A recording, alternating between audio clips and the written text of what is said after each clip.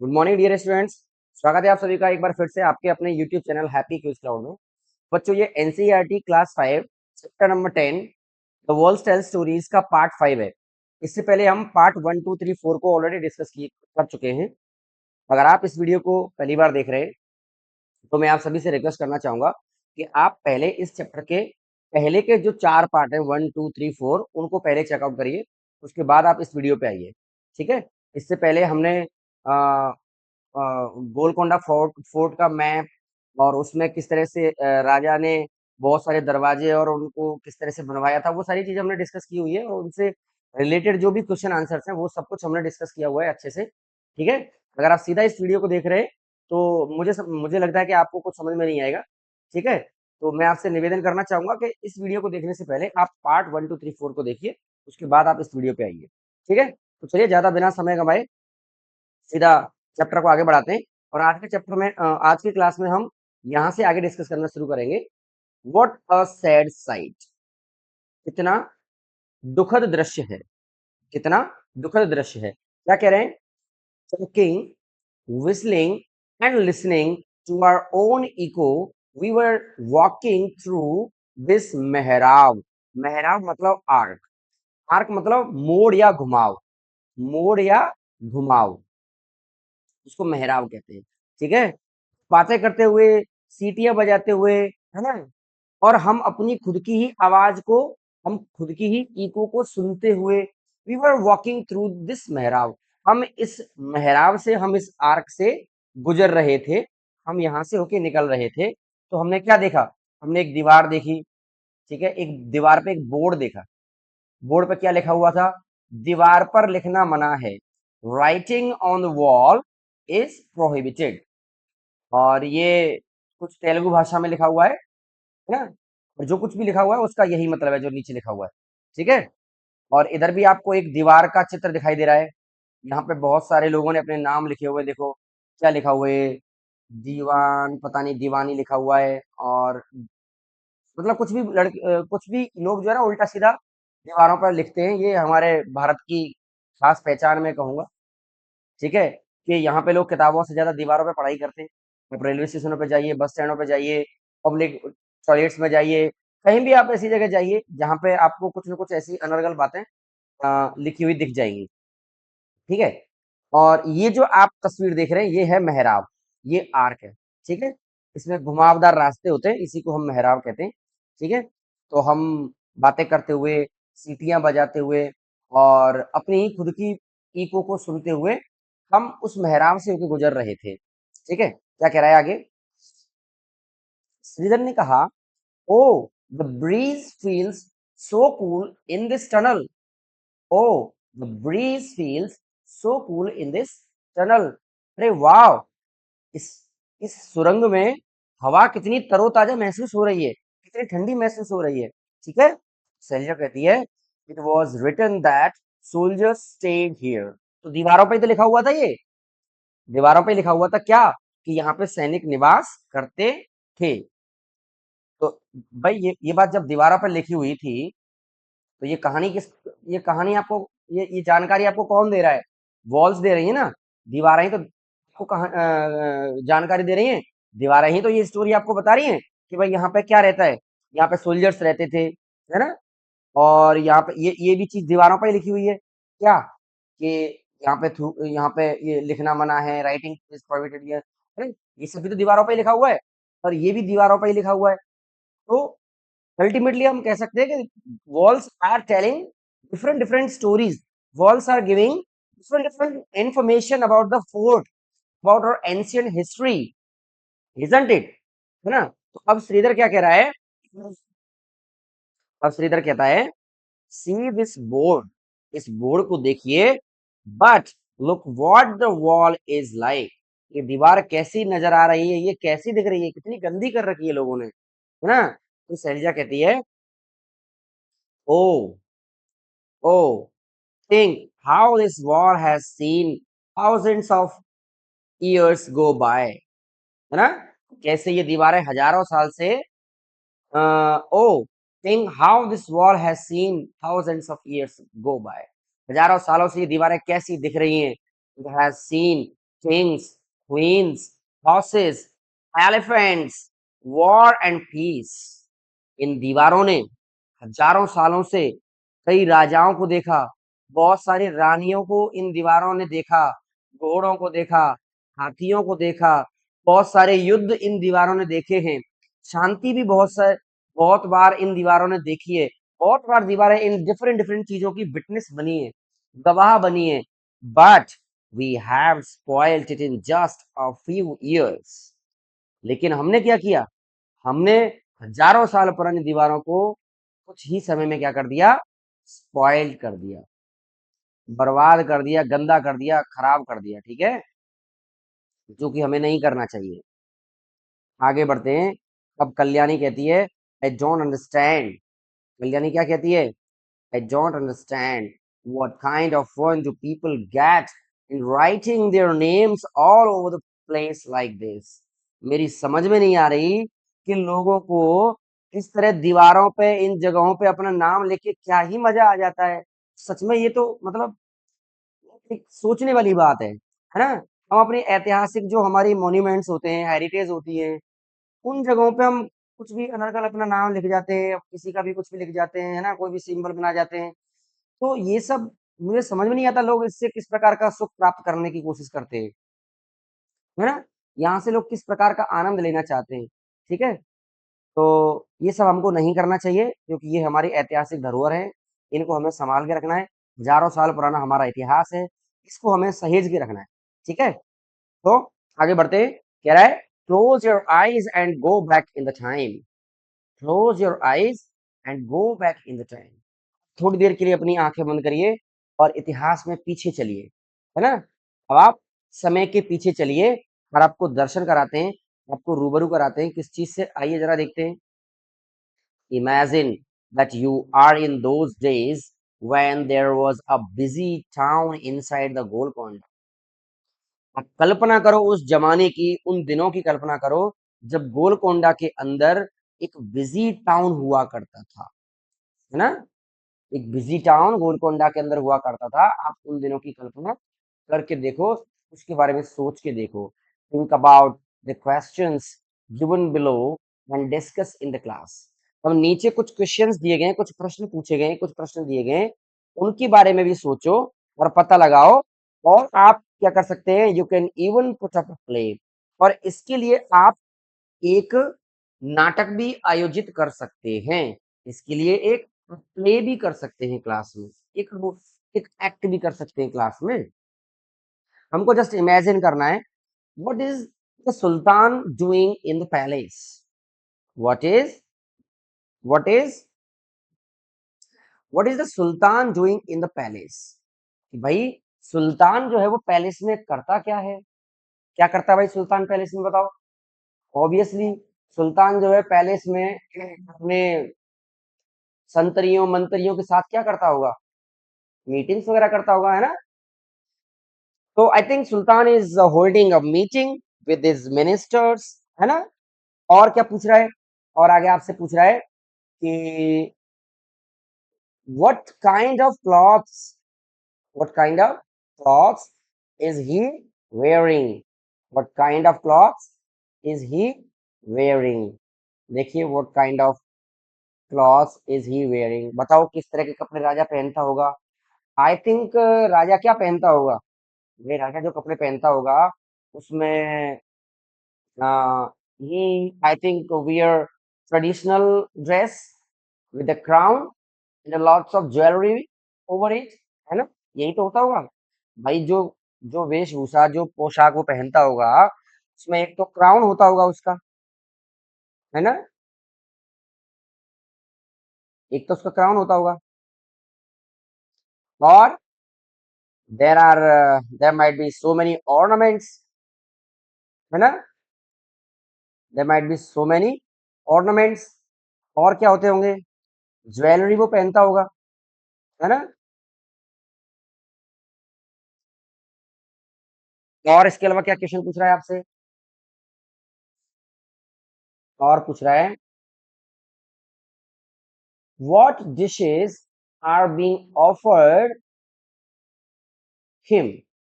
उसके लिए कैसा कैसा भोजन दिया जाता होगा? भाई राजा है तो शाही भोजन दिया जाता होगा, है ना? What but why does he seem so worried? लेकिन इस सब के बावजूद राजा इतना दुखी, इतना उदास, इतना चिंतित क्यों नजर आता होगा? हो सकता है राजा को हमेशा दुश्मन के द्वारा आक्रमण का डर सताते रहता होगा, है ना? इसलिए राजा चिंतित होता होगा। बाकी तो राजा के चिंतित होने का कोई और वजह होती नहीं है। राजा के पास बाकी तो किसी चीज की कमी होती नहीं है, तो राजा को चिंता तो करने की कोई वजह है ही नहीं। सिवाय इसके हमेशा वो यही सोचता रहता होगा कि कोई दूसरा दुश्मन राजा मेरे ऊपर आक्रमण ना कर दे, है ना? इसके अलावा और कुछ हो सकता है क्या? अगर हो सकता है तो आप मुझे कमेंट में बताइए। But why does he seem so worried, and in what language, in what language he is talking? बताओ, सुल्तान जो था गोलकोंडा के फोर्ट में कौन सी लैंग्वेज बोलता होगा? मुझे लगता है वो पारसी लैंग्वेज बोलता होगा, पारसी भाषा बोलता होगा। कौन सी भाषा? पारसी। पार्शियन कह सकते हैं उसको इंग्लिश में, पार्शियन लैंग्वेज। ठीक है, you might be speaking Persian language. चलो आगे बढ़ते हैं। ये सब हमसे इमेजिन करने के लिए बोला जा रहा है ना?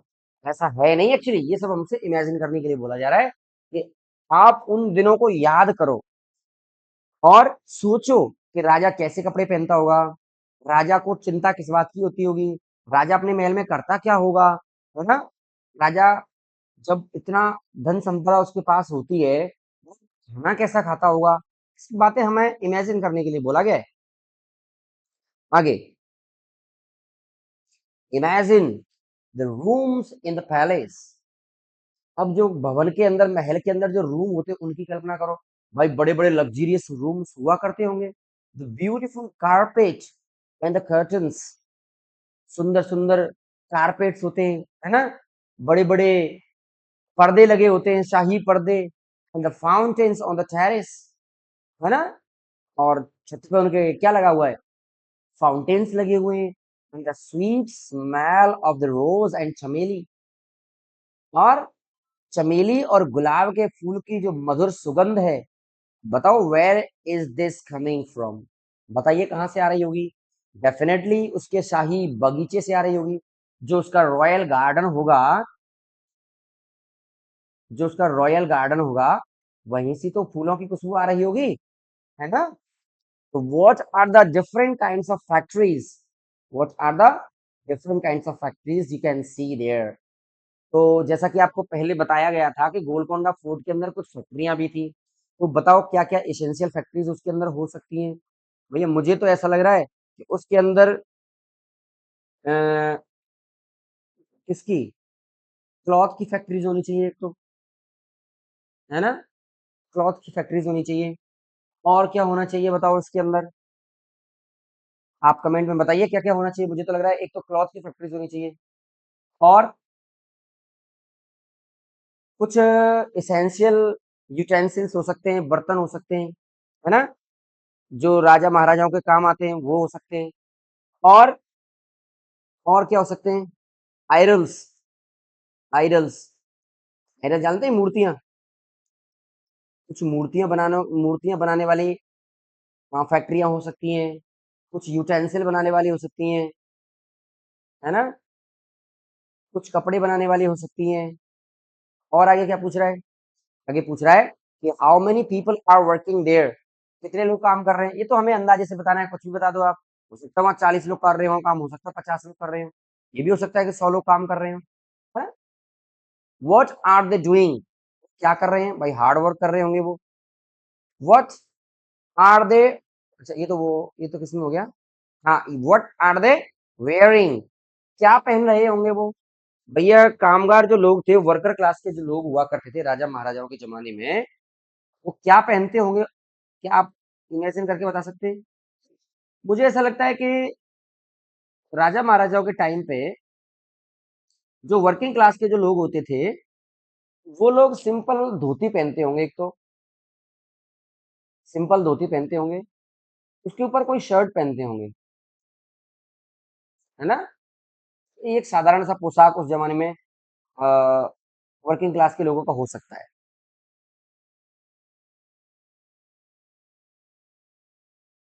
इसके बाद और क्या पूछ रहा है, how long do you think they work, और कितना समय तक काम करते होंगे वो? भैया वर्किंग क्लास को हमेशा ही पता है एक एक्सप्लॉयटेशन का सब्जेक्ट माना जाता था, हमेशा ही उनका शोषण होता आया है। तो मुझे तो ऐसा लग रहा है कि भाई वो सुबह से लेकर शाम तक काम करते होंगे, from the early morning to the late evening they might be working. आगे बढ़ते हैं। Look there, see how finally those craftsmen are carving the stone. Look there, see how finely those craftsmen are carving the stones using a chisel and hammer. देखो, उधर देखो, है ना, कि जो कारीगर लोग हैं, क्राफ्ट्समैन किसको कहते हैं? कारीगरों को, है ना, जो हथकरघा काम करते हैं, मतलब जो हाथ से काम करते हैं, मशीनों द्वारा नहीं, जो हाथ से काम करते हैं, वो कितनी सुंदर सुंदर कलाकृतियां पत्थरों पर कार्विंग कर रहे हैं, उकेर रहे हैं, बना रहे हैं with the help of chisel and hammer, छेनी और हथौड़े की मदद से कितनी सुंदर सुंदर आकृतियां वो लोग बना रहे हैं। ठीक है, आगे बढ़ते हैं। Can you see, can you see the stone just in the air, क्या आपको हवा में उड़ती हुई पत्थरों की धूल नजर आ रही है ना? स्टोन डस्ट क्या आपको नजर आ रही है? Do you think this stone dust would harm them इन सम वे, क्या आपको लगता है कि ये जो पत्थरों की धूल हवा में उड़ रही है, क्या किसी तरीके से ये उनको नुकसान पहुंचाती होगी? देखो डेफिनेटली जो डस्ट होती है जब जब हमारे शरीर के अंदर जाती है तो हमें किसी न किसी तरीके से नुकसान तो पहुंचाती है। और बेसिकली मैं आपको बताना चाहूंगा, बहुत सारी बीमारियां होती हैं जो स्टोन डस्ट से होती है, पत्थरों की जो धूल होती है, जो रज होती है ना, उससे बीमारी जो बहुत सारी बीमारियां होती हैं।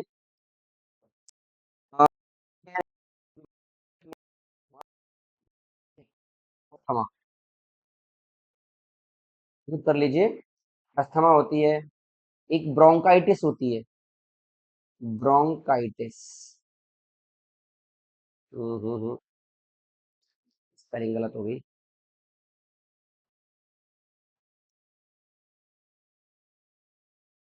ब्रोंकाइटिस का स्पेलिंग दोबारा से लिखना पड़ेगा, BRONCHITIS, ब्रोंकाइटिस। और क्या होता है, लंग कैंसर भी हो जाता है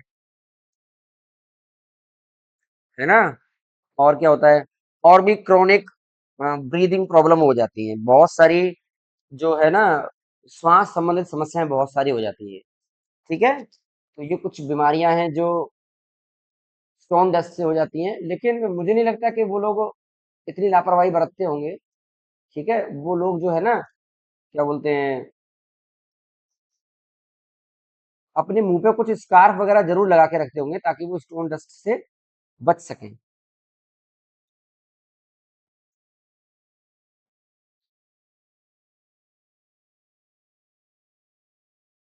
चलिए आगे बढ़ते हैं। Going to the museum, going to the museum, तो हम कहाँ जा रहे हैं? म्यूजियम की तरफ हम जा रहे हैं। ठीक है, the after seeing Golconda, Golconda को देखने के बाद the children also went to a museum in Hyderabad, Golconda के किले को देखने के बाद बच्चे कहाँ के लिए निकल पड़े? हैदराबाद के म्यूजियम को देखने के लिए निकल पड़े। ठीक है,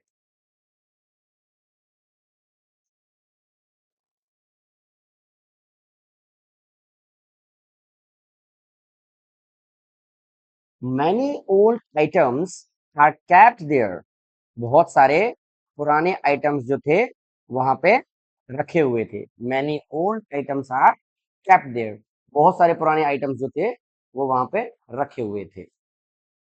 many things many things were found when the place around Golconda was, तो बहुत सारे आइटम जो थे वो गोलकोंडा फोर्ट के आसपास की खुदाई में निकले हुए थे। डिग का सेकंड फॉर्म क्या होता है? Dug. Like pots, jewellery, swords, ETC. क्या क्या निकला? जैसे बहुत सारे टाइप के बर्तन, बहुत सारी आभूषण, ज्वेलरी और तलवारें भी जो है वो गोलकोंडा फोर्ट की खुदाई में, उसके आसपास के इलाके की खुदाई में निकले थे। ठीक है, आगे बढ़ते हैं। शैलजा कह रही है, देखो आप देख सकते हैं ये म्यूजियम का ये ये जो पिक्चर दिखाई गई है, ये क्या है? Objects recovered during debris clearance at Golconda. Debris जानते हैं? जैबरीज का मतलब होता है मलबा, है ना? जो मलबा गोलकोंडा किले के आसपास से कलेक्ट किया गया है, वहां से उसको क्लियर करके, उसमें से क्लियरेंस करके ये सारे आइटम्स निकाले गए हैं। देखो ये है ना? ये डिफरेंट टाइप्स के आइटम्स आप देख रहे हैं, ये डिफरेंट टाइप के आइटम्स आप देख रहे हैं, ये सब चीजें जो है गोलकोंडा फोर्ट का जो आसपास को जो डेब्रिज है उसमें से निकाला गया। ठीक है, आगे बढ़िए, आगे बढ़ते हैं। शैलिया क्या कह रही है? ओ, why are these broken pieces of pots kept in the almirah? Oh, why are these broken pieces of pots kept in the almirah? कि क्यों आखिर ये टूटे हुए बर्तनों के टुकड़ों को अलमारियों में रखा गया है ना? See that small plate made of bronze. देखो, ये छोटी सी प्लेट किसकी बनी हुई है? ब्रॉन्ज की बनी है। That blue piece seems to be made of ceramic, यानी क्ले। ठीक है, वो छोटी सी ब्लू कलर का जो पीस है ना, वो मुझे लग रहा है किसका बना हुआ है? सेरेमिक का बना हुआ है। सेरेमिक मतलब मिट्टी का बना हुआ है। ठीक है, दीदी कह रही है, दीदी जो हिस्ट्री की स्टूडेंट रही थी, वो क्या कह रही है? It is it is through all these things that we come to know how people of those time lived. ये सब वो चीजें हैं जिनसे हमें जानकारी मिलती है कि कैसे उस जमाने के लोग रहा करते थे। What they used and what things they made. क्या क्या चीजें वो इस्तेमाल में लाते थे, और उन्होंने क्या क्या चीजें बनाई हैं। इन सबकी जानकारी हमें कहाँ से मिलती है? जो चीजें हमें खुदाई में मिली हैं, जो चीजें हमें म्यूजियम में दिखाई दे रही हैं, वही उन सभी चीजों के, उन सब चीजों से तो हमें ये पता चलता है कि हमें कौन सी चीज कहाँ से मिली है। मतलब उस जमाने के लोग कैसे, उनकी जीवनचर्या होती थी, कैसे वो लोग रहते थे, क्या खाते थे, किस किस तरह के बर्तनों में खाते थे, किस तरह के बर्तनों में पानी पिया करते थे, तो ये सब हमें कहाँ से मिलेगा? म्यूजियम से तो पता चलेगा। If all these would not have been kept here, अगर ये सब अगर ये सब यहाँ नहीं रखा गया होता, then how would you know so much about those times? फिर आपको उस जमाने के बारे में इतना सब कैसे जानने को मिलता, है ना? अगर ये सब यहाँ नहीं रखा गया होता तो आपको उस जमाने के बारे में ये सब कैसे जानने को मिलता? ठीक है, अब आगे बढ़ेंगे, और मुझे लग रहा है कि इस चैप्टर को मैं इसी पार्ट में खत्म कर दूंगा। थोड़ा सा ये पार्ट लंबा जाएगा, थोड़ा सा लंबा जाएगा, 30-35 मिनट का जाएगा। ठीक है, चलिए कोई बात नहीं। अब हम क्वेश्चंस की बात कर लेते हैं। क्या कह रहा है? What kinds of pots have you seen around you? आपने अपने आसपास किस किस टाइप के पॉट्स जो है वो देखे हैं? What kinds of pots have you seen around you? बताओ भाई, किस किस तरह के पॉट्स आपने देखे हैं? मैंने तो अपने घर के आसपास जो है, मैंने जो पॉट्स देखे हैं, कि मैं कह सकता हूँ कि I have seen pots made of made from not of made from silver, bronze, steel, mud, ceramic, etc। मैंने तो, अच्छा आयरन भी होता है, आयरन में लिख देता हूँ इधर, iron, sometime I have seen silver also, silver तो मैंने लिख दिया, अच्छा सिल्वर लिख दिया। Sometime I have seen, gold का तो कुछ नहीं होता आई थिंक। गोल्ड का होता है घर में कुछ, बर्तन तो नहीं होते। बर्तन तो नहीं है। चलो, ये तो मैंने देखा है भाई। आपने क्या क्या देखा है, आप अपने हिसाब से लिखिए। Try to find out from your grandparents about the other kinds of pots and hands they use in their time. आप अपने पेरेंट्स से, ग्रैंड पेरेंट्स से पता कर सकते हैं कि उन्होंने अपने जमाने में किस किस टाइप के बर्तनों का इस्तेमाल किया। तो आप पता करिए इस चीज का। Have you ever been to some museum or heard about it? Have you been to some museum or heard about it? क्या आप भी कभी म्यूजियम गए हैं, या कभी म्यूजियम के बारे में सुना है? What all things are there in a museum? कि भाई म्यूजियम में ये सब क्या क्या चीजें होती हैं, किस किस टाइप की चीजें होती हैं, क्या क्या चीजें होती हैं। क्या आप कभी म्यूजियम गए हैं? अगर गए हैं तो उसका एक्सपीरियंस आप जरूर लिखिए नोटबुक में। अगर नहीं भी गए तो कोई बात नहीं, मैं आपको थोड़ा थोड़ा आइडिया दे देता हूँ यहाँ पे। देखो, मैं इसका आंसर लिख सकता हूँ कैसे, कि yes I have visited the museum, there are many antique manuscripts and other things of historical importance that are kept in a museum। मैं क्या लिख सकता हूँ कि हाँ भाई, मैं म्यूजियम में गया हूँ, मैंने बहुत पुरानी पुरानी ऐतिहासिक चीजों को, एंटीक, देखो एंटीक का मतलब क्या होता है, ANTIQUE, एंटीक का मतलब होता है बहुत पुरानी, है ना, चीजों को मैंने वहां पे देखा है। Survey and right, survey and right, ये तो भाई सर्वे का सब्जेक्ट है, ये आप खुद से करेंगे, इसमें ज्यादा कुछ समझने का है नहीं, है ना। ये सर्वे वाली बात है, वही नॉर्मल सी पुरानी पुरानी पुरानी सी बातें ये पूछ रहा है। कि जैसे क्या पूछ रहा है कि is there any old building or monument near your house which people come to see, if yes name it. क्या आपके घर के आसपास भी कोई ऐसी ऐतिहासिक मॉन्यूमेंट है, ऐतिहासिक कोई बिल्डिंग है जिसको देखने के लिए लोग दूर दूर से आते हैं, या अगर है तो उसका नाम लिखिए, है ना, नहीं है तो कोई बात ही नहीं है ना। फिर उसके आधार पर ये सारे क्वेश्चंस आपसे पूछे गए हैं, ये सारे, उसके आधार पर इन सारे क्वेश्चंस का जवाब देना है आपको। ठीक है, सिंपल है ये बात, हम आगे बढ़ेंगे। अच्छा, अब यहाँ आ जाते हैं। Make your own museum, make your own museum, अपना खुद का म्यूजियम कैसे बनाए। देखिए जरा एक बार ध्यान से। Rajni teaches in a government school in Malappuram district in Kerala. Malappuram district कहाँ पे है भाई? केरला में, याद रख लीजिए। ये चीज भी एग्जाम के पॉइंट ऑफ व्यू से इंपॉर्टेंट बन सकती है। केरला का नाम आया है, मल्लापुरम डिस्ट्रिक्ट का नाम आया है, तो मैप पे लोकेट करने के लिए आ सकती है। Together with the children of her class, of her class, she has collected, she has collected many old things from all the houses. क्या कह रहा है कि अपने क्लास के बच्चों के साथ मिलकर रजनी ने बहुत सारी पुरानी पुरानी वस्तुओं को अलग अलग घरों से इकट्ठा उसने कर लिया। लाइक ओल्ड वॉकिंग स्टिक, जैसे पुरानी जो चलने वाली बुजुर्गों की छड़ी होती है वो, लॉक्स यानी ताले, अम्ब्रेलाज, है ना, वुडन स्लीपर्स, जो लकड़ी की चप्पलें होती हैं जिनको हम खड़ाऊं कहते हैं, अगर आपने कभी देखी हो तो, है ना, बहुत सारे पुराने बर्तन, ऐसी बहुत सारी चीजों को उस रजनी ने अपने स्टूडेंट्स की हेल्प से बहुत सारे अलग अलग घरों से कलेक्ट कर लिया। They also saw what these things look like today। उन्होंने ये भी जानने की कोशिश की कि वो चीजें आज कैसी दिखती हैं। Rajni and children put up an exhibition, put up what? An exhibition, exhibition का मतलब प्रदर्शनी। रजनी और उसके स्टूडेंट्स ने एक प्रदर्शनी भी लगाई लोगों को दिखाने के लिए कि देखो हमने ये चीजें कलेक्ट की हैं पुराने जमाने की, है ना। Which people from the neighbourhood, from the neighbourhood came to see, जिसे लोग आस पड़ोस से देखने के लिए आए। You could also do this, आप भी ये काम कर सकते थे, चाहो तो आप भी अपनी क्लास में ये काम कर सकते हो।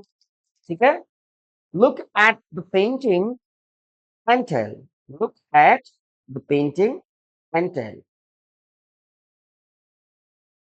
क्या देखना है भाई पेंटिंग की तरफ हमें? This painting is 500 years old.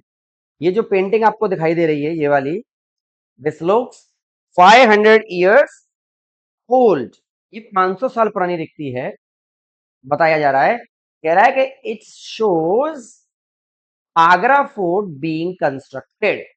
इसमें बताया जा रहा है कि किस कैसे कैसे आगरा के किले को बनाया जा रहा था। What kinds of work are people doing? लोग किस किस तरह का काम वहां पे कर रहे हैं।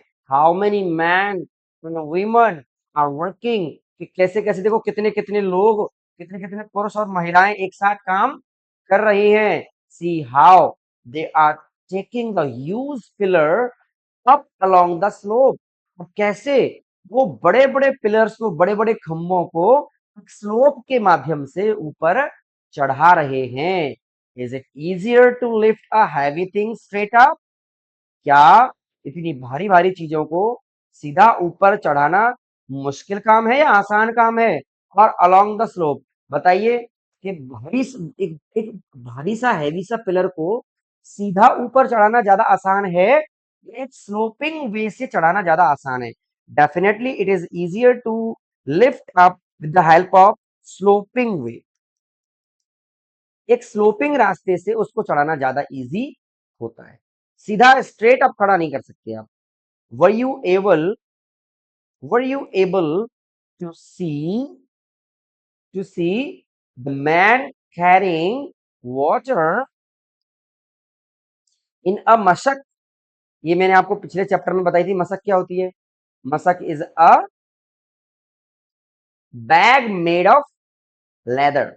चमड़े से बना हुआ एक बैग होता है जिसमें पानी को कलेक्ट किया जाता है, जिसमें पानी भरा जाता है, ठीक है।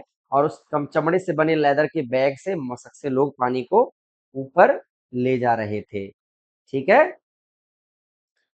आगे क्या है? अच्छा, अब हम चैप्टर के फिनिशिंग की ओर जा रहे हैं। व्हाट वी हैव लर्न्ड, हमने क्या क्या सीख लिया है चैप्टर से। What we have learn from the chapter. देखिए संगीता, मैं पेन का थोड़ा कलर चेंज कर लेता हूँ, एक सेकेंड।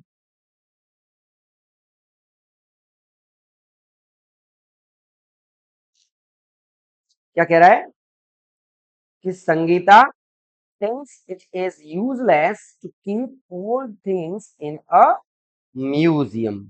संगीता कह रही है, संगीता ऐसा सोचती है कि म्यूजियम्स में पुराने जमाने की चीजों को संरक्षित करके रखना एक फालतू का काम है। क्या आपको भी ऐसा लगता है कि वाकई में पुराने जमाने की हिस्टोरिकल चीजों को प्रिजर्व करके रखना, उनको संभाल के रखना, एक म्यूजियम में उनको सिस्टमेटिक वे में प्रेजेंट करना, इज इट रियली यूजलेस और इज इट क्वाइट वर्दी? आप मुझे कमेंट में बताइए, ठीक है। और क्या कह रहा है, how would you convince her that it is important to have a museum? क्या आप उसे कन्विंस कर सकते हैं? आप संगीता को कैसे कन्विंस करेंगे कि भाई म्यूजियम का होना परम आवश्यक है? देखो इसका आंसर काफी लंबा हो सकता है, डिटेल में हो सकता है। बच्चों मैंने इसका आंसर पहले से लिख के रखा हुआ है, आपको मैं वो आंसर दिखाना चाहूंगा। एक मिनट आप थोड़ा सा होल्ड करेंगे, मैं आपको वो आंसर दिखाना चाहूंगा।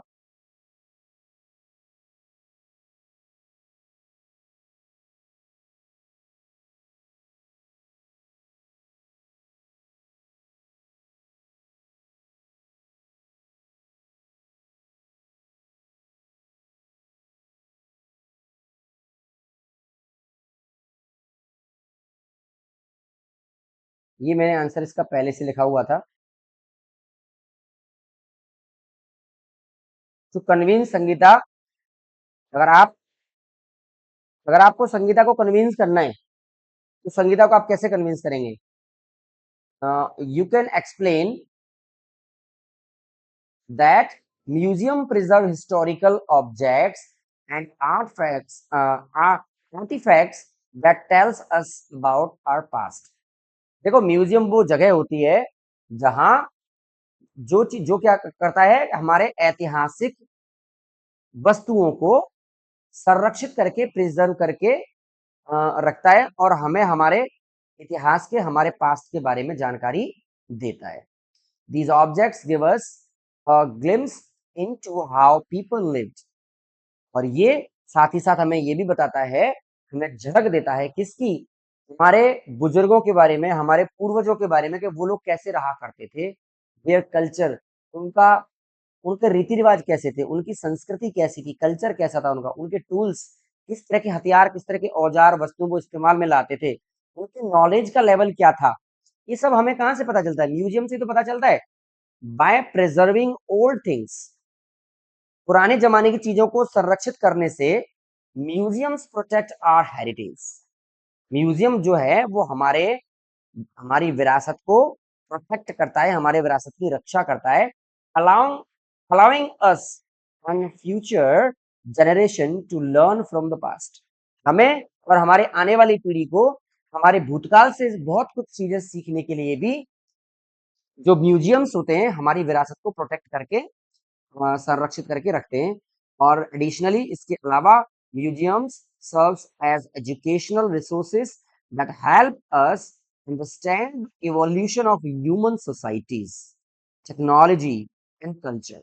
इसके अलावा म्यूजियम जो होते हैं उनसे हमें पता चलता है एजुकेशनल रिसोर्सेज के बारे में, जिससे हमें मदद मिलती है क्या क्या समझने में, हमारे इंसान के एवोल्यूशन को समझने में, इंसान के इवोल्यूशन को समझने में, किसका? उसकी सोसाइटी का, कि कैसे इंसान की जो समाज है, मानव की जो समाज है, समय के सापेक्ष कैसे परिवर्तित हुई, कैसे 500 साल पहले लोग किस तरीके से रहते थे, किस तरह के रीति रिवाजों को मानते थे, किस तरह से देवी देवताओं की पूजा करते थे, आज हम क्या कर रहे हैं, हम दोनों टाइम्स का कंपैरिजन कर सकते हैं। उस जमाने में किस तरह की टेक्नोलॉजी हुआ करती थी, लोग जैसे आज एक स्थान से दूसरे स्थान पर जाने के लिए इतना हाईटेक मैं कह सकता हूँ कि इतना तेज गति से एक जगह से दूसरी जगह पे जा रहा है, जैसे हम हवाई जहाज से जा रहा है, रॉकेट से भी जा रहा है। तो उस जमाने में लोग कैसे जाया करते थे, उस जमाने का कल्चर क्या हुआ करता था, पहनावा क्या पहनते थे लोग, कपड़ों के रूप में क्या पहनते थे लोग, ज्वेलरी के रूप में। तो ये सब चीजें हमें कहाँ से पता चलेगी? हमारे ancient objects that are being preserve in the museums. That's why I would like to convince Sangeeta, think and keep in mind, museums are the most important for us. Without these preserved items, many important lessons from history could be lost forever। अगर हम इसको preserve करके नहीं रखेंगे तो बहुत सारे महत्वपूर्ण पाठ, बहुत सारी महत्वपूर्ण ऐतिहासिक चीजें ऐसी हैं जिन्हें जानना परम आवश्यक है, और हम उन्हें म्यूजियम्स के अभाव में हमेशा हमेशा के लिए खो सकते हैं। That's why I think the museums are the most important. अगला प्रश्न एक और है, इसमें पूछा गया है, व्हाई डू यू थिंक, इसमें क्वेश्चन और पूछा गया है, उसको भी एक बार देख लेते हैं। एक और क्वेश्चन पूछा गया है, क्या पूछा गया है कि why do you think chapter is named walls tell stories. आपको क्या लगता है इस चैप्टर का नाम, टाइटल जो है वॉल्स टेल स्टोरीज क्यों रखा गया? देखो भाई, बहुत सारी चीजें जो हैं, बहुत सारी चीजें जो हैं हमें इस चैप्टर में दीवारों से इंफॉर्मेशन मिलती है। बहुत सारी चीजों के बारे में जो जानकारी है हमें कहाँ से मिलती है? दीवारों से मिलती है। ठीक है, जैसे दीवार पे लिखा हुआ था एक तरफ कि यहाँ पे कुछ भी लिखना मना है ना। एक तरफ दीवार पे हमने क्या देखा था, एक बोर्ड बना हुआ था, उस पे एक मैप बना हुआ था, है ना, बना हुआ था कि नहीं। इसके अलावा ऐसी बहुत सारी चीजें हैं जो दीवारें बता रही हैं। फिर भी मैंने इसका एक स्ट्रक्चर्ड आंसर मैंने यहाँ पे लिखा हुआ है, उसको मैं आपको बता देना चाहूंगा। इसका भी मैंने एक स्ट्रक्चर्ड आंसर लिखा हुआ है, उसको आप एक बार देख लीजिए।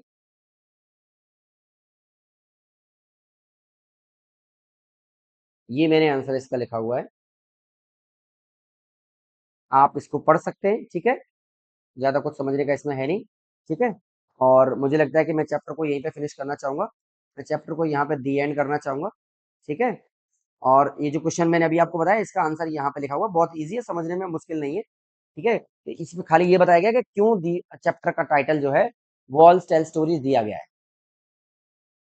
Walls tell stories. ये क्वेश्चन एग्जाम के पॉइंट ऑफ व्यू से भी ज्यादा इंपॉर्टेंट है नहीं। ठीक है, तो ये चैप्टर मैंने यहाँ फिनिश कर दिया है। सारे बच्चों से मैं रिक्वेस्ट करता हूँ कि जब भी आप इन सभी वीडियोज़ को देखेंगे, तो एक सीक्वेंस में देखेंगे, पार्ट 1, 2, 3, 4, 5 करके देखेंगे और सारे वीडियोज़ को आप अ, अगर आपके पास ज़्यादा समय नहीं है, तो आप 2x की स्पीड पे भी इसको देख सकते हैं, ठीक है? और इसका प्रैक्टिस करिए, exam is very much close, ठीक है? So, I would like to end the video and the chapter as well here. Thanks for watching. Bye bye, and we'll see you in the next chapter in the next video. Bye bye and take care.